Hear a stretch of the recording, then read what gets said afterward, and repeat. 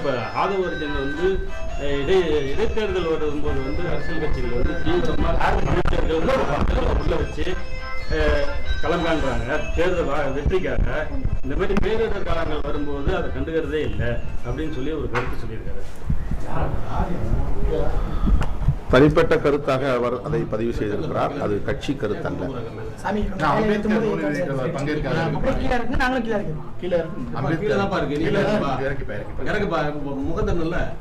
இன்றைக்கு அந்த விழா நடைபெறுகிறது. ஆனந்த விகடனின் சார்பில் வெளிவரும் அந்த புத்தகம் தமிழகம் மற்றும் பிற மாநிலங்களை சார்ந்த இடதுசாரி சிந்தனையாளர்களின் கட்டுரைகளை தொகுத்து எல்லோருக்குமான தலைவர் என்கிற நூலாக அதை வெளியிடுகிறார்கள். இந்த அளப்பரிய முயற்சியை மேற்கொண்டு புரட்சியாளர் அம்பேத்கர் குறித்த புத்தகத்தை வெளியிடுகிற விகடன் பதிப்பகத்திற்கு என்னுடைய பாராட்டுதலையும் வாழ்த்துக்களையும் தெரிவித்துக் கொள்கிறேன். அந்த நிகழ்விலே பங்கேற்பதற்கு எனக்கு அழைப்பு விடுக்கப்பட்டது. ஓராண்டுக்கு முன்பே நான் இசைவளித்திருந்தேன்.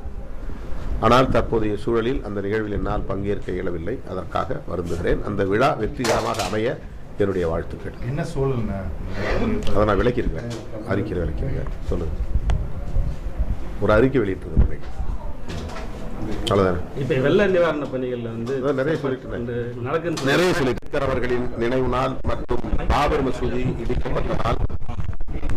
இந்த நாளில் பாபர் மசூதி இடிக்கப்பட்ட நாள். இந்த நாளில் புரட்சியாளர் அம்பேத்கர் அவர்களை நினைவு கூர்ந்து அவருக்கு எமது செம்மாந்த வீர வணக்கத்தை செலுத்துகிறோம். இஸ்லாமியர்கள், கிறிஸ்தவர்கள் உள்ளிட்ட சிறுபான்மையினரின் உரிமைகளையும் நலன்களையும் பாதுகாத்திடவும் விளிம்புநிலை மக்களின் ஒற்றுமையை நிலைநாட்டவும் இந்த நாளில் விடுதலை சிறுத்தைகள் கட்சி உறுதியேற்கிறது.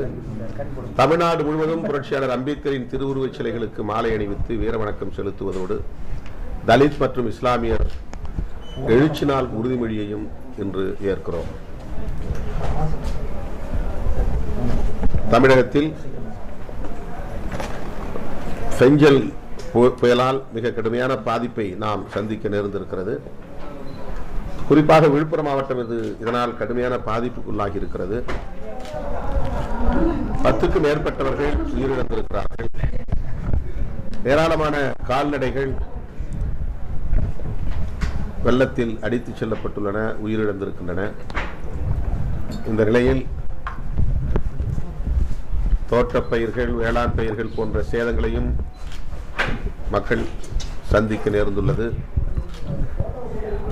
தமிழ்நாடு முதல்வர் அவர்கள் ஒரு ரேஷன் அட்டைக்கு 2000 ரூபாய் இழப்பீடு வெள்ள நிவாரணமாக வழங்கப்படும் என்று அறிவித்திருக்கிறார். அது போதாது என்கிற கோரிக்கை மக்களிடமிருந்து எழுந்துள்ளது. அண்டை மாநிலமான புதுச்சேரியில் ஒரு ரேஷன் அட்டைக்கு தலா 5000 ரூபாய் வழங்குவதாக அறிவித்திருக்கிற நிலையில் தமிழ்நாட்டு மக்களிடமும் அந்த எதிர்பார்ப்பு உள்ளது. எனவே மாண்புமிகு முதல்வர் அவர்கள் இந்த கோரிக்கையை கனிவோடு பரிசீலிக்க வேண்டும்.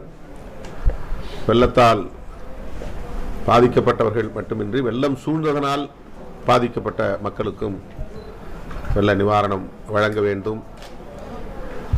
உயிரிழந்தோர் குடும்பத்தினருக்கு 5 லட்சம் ரூபாய் வழங்குவதாக அறிவித்திருக்கிற தமிழக அரசு அதனை 10 லட்சமாக உயர்த்தி வழங்க வேண்டும் என்றும் விடுதலை சிறுத்தைகள் கட்சி வேண்டுகோள் விடுக்கிறது.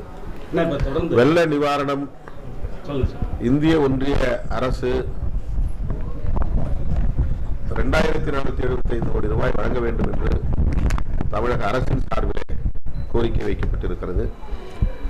இந்த கோரிக்கையை வலியுறுத்தி விடுதலை சிறுத்தைகளின் நாடாளுமன்ற உறுப்பினர்களாகிய நானும் தோழர் ரவிக்குமார் அவர்களும் உள்துறை இணையமைச்சர் மாண்புமிகு நித்யானந்த ராய் அவர்களை நேரிலே சந்தித்து கோரிக்கை மனுவை கொடுத்திருக்கிறோம், பரிசீலிப்பதாக கூறியிருக்கிறார். வெள்ள நிவாரணப் பணிகளை இராணுவ நடவடிக்கை என்ற அடிப்படையில், போர்க்கால நடவடிக்கை என்கிற அடிப்படையில் தமிழ்நாடு அரசு தீவிரமாக மேற்கொண்டு வருவது ஆறுதல் அளிக்கிறது. அதே போல இப்ப